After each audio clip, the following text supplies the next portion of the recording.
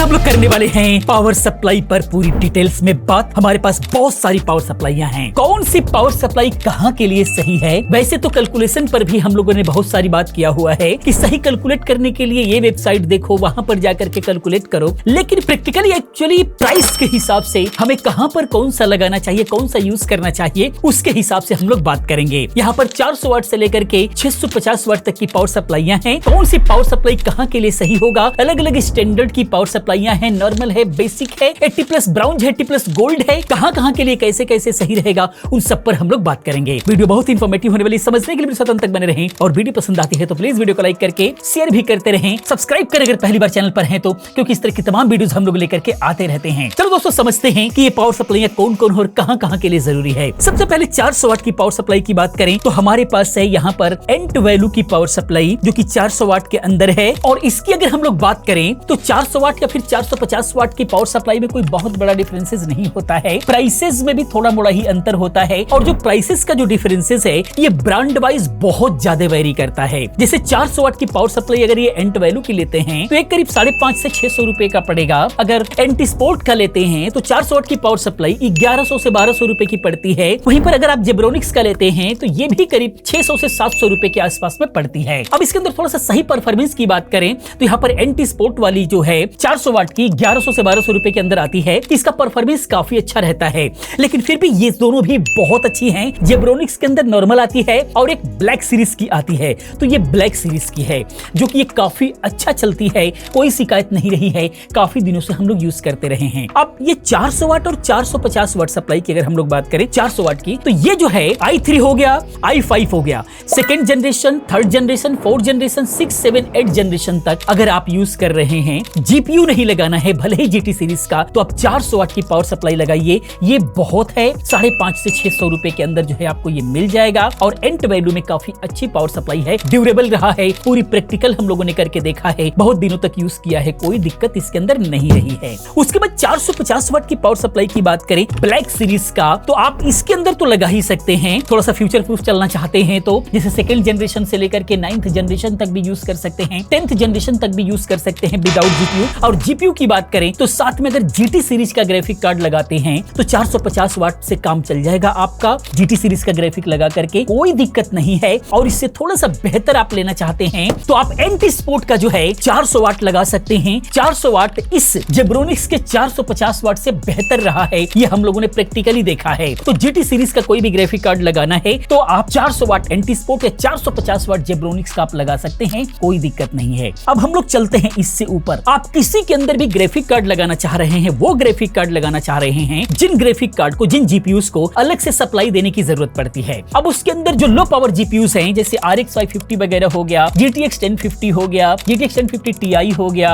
RX 580 वगैरह हो गया। RX 580 तो काफी पावर लेता है, उसको नहीं हम कहेंगे, या फिर GTX 1650 हो गया, GTX 1630 हो गया। ये जो जीपीयूज हैं इनका पावर कंजप्शन बहुत ही कम होता है। इन सब के लिए जो है आप 500 वाट की पावर सप्लाई भी आप यूज कर सकते हैं। 500 वाट की पावर सप्लाई में आप जो है एंटी स्पोर्ट का आप 500 वाट की पावर सप्लाई लगा सकते हैं। इसमें बेनिफिट क्या होता है कि 500 वाट से जो होता है, जो जीपीयू को यूज करने के लिए, जो पावर देने के लिए जो कनेक्टर होता है 6 पिन का या 8 पिन का, वो कनेक्टर मिलना स्टार्ट हो जाता है 500 वाट के पावर सप्लाई से। तो इसीलिए कम से कम 500 वाट की पावर सप्लाई आपको लगाना पड़ेगा। अगर आप कोई भी एडिशनल पावर देने वाला जो जीपीयू लगा रहे हैं, लेने वाला जीपीयू लगा रहे हैं, तो उसके साथ में जो है आपको 500 वाट की पावर सप्लाई कम से कम लगाना पड़ेगा। तो आप 500 वाट की पावर सप्लाई अगर आप एंटी स्पोर्ट का लगाते हैं तो ये करीब 1700-1800 रुपए का पड़ेगा बेसिक प्राइस इसका। और अगर यही जो है जेब्रोनिक्स का ब्लैक में अगर आप यूज करते हैं तो ये आपको पड़ेगा करीब 1000-1200 रुपए का पड़ेगा।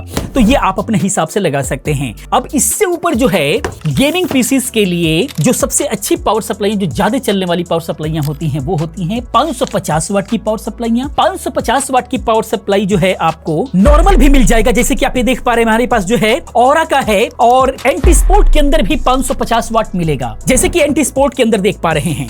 एंटी स्पोर्ट का जो है ये भी आपको देख पा रहे हैं, और एंटी स्पोर्ट इस वाले के अंदर भी जो है आपको मिलेगा, वैल्यू सीरीज के अंदर भी मिलेगा। तो ये जो बेसिक है ये वैल्यू सीरीज में आती है, सस्ते में आती है। तो इसके अंदर अगर आप यूज करते हैं, इसको यूज करते हैं, इसका प्राइस की बात करें तो एंटी स्पोर्ट के अंदर 2100-2200 रुपए के आसपास में आती है। 1700-1800 रुपए के अंदर और भी आ जाती है 550 वाट के अंदर। लेकिन वहीं पर 550 वाट में ये लेते हैं तो ये 80+ ब्राउन है, जिसका प्राइस करीब 3000 रुपए के आसपास में है। इन दोनों में पे फर्क क्या है। अगर हमने जो प्रैक्टिकल देखा उसकी बात करें तो जो बेसिक वाली जो पावर सप्लाई है, जैसे कि ऑरा हो गया, तो ये जब हम लोग यूज करते हैं तो जैसे मान लीजिए power supply power up and down होता है, या फिर आपने यूपीएस लगा रखा है, उसी में अचानक पावर जाती है आती है, थोड़ा सा फ्लक्चुएशन अगर होता है तो उस कंडीशन में, काफी कंडीशन में देखा गया है कि आपका जो पीसी है वो रिस्टार्ट मार जाता है, उतना स्टेबल नहीं रहता, कई बार लैग भी होते हुए देखा गया है। तो ठीक है, प्राइस में है, अगर लाइट स्टेबल रहती है तो वहां पर ठीक है, लेकिन जहां पर फ्लक्चुएशन ज्यादा है वहां पर ये जो है नॉर्मल बेसिक वाली जो है पावर सप्लाई ये ठीक नहीं है। वहां के लिए 550 वाट जो है आप 80 प्लस ब्राउन्ज लेते हैं तो ये काफी अच्छी होती हैं। इसके अंदर भी जो एंटी स्पोर्ट का है, इसको उतना हम लोगों ने स्टेबल नहीं देखा। इसी की जगह पर गीगाबाइट हो गया, या फिर जो है कूलर मास्टर वगैरह हो गया, कोरसैर हो गया, ये बहुत ज्यादा पावर सप्लाई स्टेबल हम लोगों ने देखा है। उसके अंदर कितनी भी फ्लक्चुएशन आता है, पावर सप्लाई में अप एंड डाउन होती है, जो इनपुट वोल्टेज होता है उस कंडीशन में भी जो है बहुत ही स्टेबल चलता है। तो थोड़ा सा अच्छी पावर सप्लाई लेना चाहते हैं तो 3 से 3,500 के अंदर जो है आपको अच्छी पावर सप्लाई 550 वाट में मिल जाएगा। और इस पर जो है आप RTX 3050 लगा सकते हैं, या GTX 1660 सुपर लगा सकते हैं, फिर RX 580 लगा सकते हैं, 570 लगा सकते हैं। इस तरीके के जो बड़े ग्राफिक कार्ड है जिसमें 8 पिन या फिर 6 पिन का पावर देने के लिए जो सॉकेट होता है, ये सारी जो GPUs है वो सारी की सारी 550 वाट पे चल जाते हैं, कोई दिक्कत नहीं है, आराम से चलते हैं। लेकिन लगता है कि नहीं, बहुत ज्यादा फ्लक्चुएशन है, आगे चल करके थोड़ा सा बड़ा ग्राफिक कार्ड आप लगाना चाहते हैं तो उस कंडीशन के अंदर जो है आप 650 वाट की पावर सप्लाई यूज करेंगे, जिसके अंदर बहुत सारी हमारे पास पावर सप्लाईयां हैं। या फिर उसके बाद बेसिक तौर पर अगर आप चाहते हैं थोड़ा सा पैसा कम है, बजट कम है, हमें बेसिक ही लगाना है, लेकिन ग्राफिक कार्ड यही सब आप यूज कर रहे हैं, नॉर्मली ही यूज कर रहे हैं, यानी कि 6 पिन या फिर 8 पिन का आप यूज कर रहे हैं, लेकिन RX 570 हो गया, GTX 1050 Ti हो गया, या GTX 1660 सुपर हो गया, तो उसके लिए जो है आप अगर बजट नहीं है 3-3,500 का, तो आप 2,500 रुपए तक का जो है वैल्यू सीरीज का 600 वाट भी ले सकते हैं। 600 वाट भी ये भी बहुत अच्छा चलता है, लेकिन हाँ उतना स्टेबल नहीं है, बिल्कुल स्टेबल चाहिए। और आप ग्राफिक कार्ड लगाना चाहते हैं, RTX 4060 लगाना चाहते हैं, RTX 3060 लगाना चाहते हैं, 4070 लगाना चाहते हैं, और 6600 लगाना चाहते हैं, 6700 लगाना चाहते हैं, 6700 XT लगाना चाहते हैं, यानी बड़े ग्राफिक कार्ड लगाना चाहते हैं। और इधर CPU जो है आपका i5 का 12 जनरेशन है, Ryzen 7 वगैरह है, i7 तक भी है, तो भी कोई दिक्कत नहीं है इन सब ग्राफिक कार्ड के साथ में। तो 650 वाट की पावर सप्लाई बहुत अच्छी पावर सप्लाई है। इसके अंदर वैल्यू सीरीज की अगर मैं बात करूं तो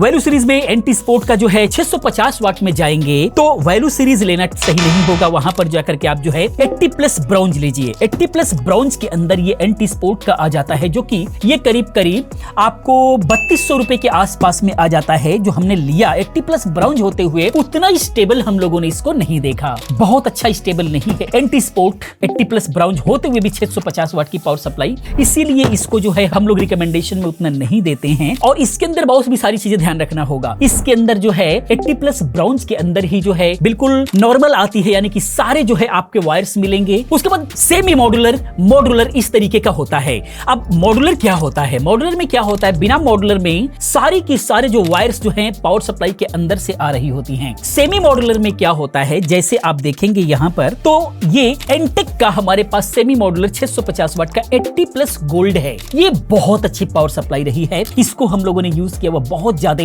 इसके इतना स्टेबल पावर सप्लाई की बात करें तो सिर्फ जो है कूलर मास्टर या फिर जो है यहां पर आपको MSI का मिलेगा। बहुत अच्छी पावर सप्लाई है। ये एक्चुअली 6000 के आसपास में आपको मिल जाता है, 5,500 से 6000 में, और ये सेमी मॉड्यूलर मिलता है। सेमी मॉड्यूलर से फायदा ये रहता है कि जो आप डायरेक्टली जो मदरबोर्ड को सप्लाई देने वाले हैं वो सारे वायर्स निकले होते हैं, और एक वायर निकला होता है जिससे आप SSD या फिर ग्राफिक कार्ड लगाएंगे, और बाकी सारे वायर्स जो है कनेक्टर के साथ में आते हैं। जितना यूज आपको करना है उतना ही वायर आप यूज कीजिए, बाकी की आपको जरूरत नहीं है, तो वो ज्यादा बेनिफिट होता है, यानी कि आपके पीसी में ज्यादा वायर का जंजाल नहीं बनता है। तो आप सेमी मॉड्यूलर ले सकते हैं जो काफी अच्छा है, और एंटेक का लीजिए, बजट में बहुत अच्छा मिलता है और स्टेबल भी रहता है। इसके अलावा एंटी स्पोर्ट का भी है, ये फुल्ली मॉड्यूलर है, इसके अंदर एक भी वायर अंदर से नहीं आती है। ये सेमी मॉड्यूलर है, ये फुल्ली मॉड्यूलर है, और ये भी जो है 5,500 से 6,000 में आ जाती है। लेकिन उतना उस पे हम लोग भरोसा नहीं करते हैं जितना कि एंटेक पे भरोसा रहा है, क्योंकि एंटी स्पोर्ट का जो है 80 प्लस ब्राउन वाली हम लोग यूज करते हैं, लेकिन उतना मजा हम लोगों को नहीं आया, उतना स्टेबल नहीं दिखाई दिया। लेकिन फुल्ली मॉड्यूलर में सस्ता ये मिल जाता है। ये 80 प्लस गोल्ड है, 80 प्लस गोल्ड होने के बाद ये सस्ता होता है। ये भी गोल्ड है, 80 प्लस गोल्ड ही है, लेकिन ये सेमी मॉड्यूलर है। इसका रिजल्ट बहुत ही शानदार है। 500 रुपए के आसपास में ये सस्ता मिलता है फुल्ली मॉड्यूलर होते हुए भी। उसके बाद ये दोनों पावर सप्लाईयां हैं, ये मॉडुलर या फिर सेमी मॉडुलर नहीं है, ये बिल्कुल भी नॉर्मल है, यानी कि सारे वायर जो है पावर सप्लाई के अंदर से निकल करके आती है। और ये जो है बहुत ही शानदार, बहुत ही स्टेबल पावर सप्लाई है। 650 वाट के अंदर ये एक्चुअली जो मॉडुलर फिर सेमी मॉडुलर हैं ये महंगे पड़ते हैं, और ये जो है विदाउट मॉडुलर है लेकिन स्टेबल है। ये आपको 4 से 4,500 के आसपास में जो है MSI का पड़ जाएगा। 80+ ब्राउन्ज है लेकिन मॉडुलर नहीं है। 650 वाट के अंदर शानदार पावर सप्लाई है। और कूलर मास्टर का क्या ही कहना, सबसे एक नंबर की जो पसंद आती है कूलर मास्टर और कोर्सर लोग पसंद करते हैं। तो कूलर मास्टर अगर यूज करना है तो कीजिए। ये 5,000 से 5,500 के आसपास में मिलेगी। 6,000 तक भी कई बार चली जाती है। 650 वाट के अंदर 80+ ब्राउन्ज V2 बहुत ही शानदार पावर सप्लाइयां हैं। और इस पे हैवी से हैवी ग्राफिक कार्ड लगाइए, कोई दिक्कत नहीं है। लेकिन हाँ, i9 में बिल्ड करते हैं और 4070, 4080, 4090, 5090, 5080 तक जाते हैं ग्राफिक कार्ड, तो 750 वाट 850 वाट की पावर सप्लाइयां लगेंगी। लेकिन हम लोगों ने जो यूज किया आज तक, जो कि आप लोग देखते रहे, उन सब के अंदर यही सारी पावर सप्लाइयां हम लोगों ने यूज किया, जो कि अच्छी पावर सप्लाइयां रही हैं। तो इसमें हर तरह की पावर सप्लाइयां हम लोगों ने कवर किया हुआ है। ये भी हम लोगों ने देखा कि किस किस के साथ में कौन कौन सी पावर सप्लाई हम लोगों को यूज करना है। ये इन्फॉर्मेशन, ये वीडियो आपको कैसा लगा प्लीज आप कमेंट में जरूर बताएं। इसी प्रकार की तमाम वीडियोस को देखने के लिए चैनल को सब्सक्राइब करें, चैनल के साथ बने रहें, क्योंकि इस तरह की तमाम वीडियोस हम लोग लेकर के आते रहते हैं। मिलते हैं अगले वीडियो में किसी और अच्छी इंफॉर्मेटिव वीडियो के साथ में। पूरी वीडियो देखने के लिए चैनल को सब्सक्राइब करने के लिए आप सभी का बहुत बहुत धन्यवाद।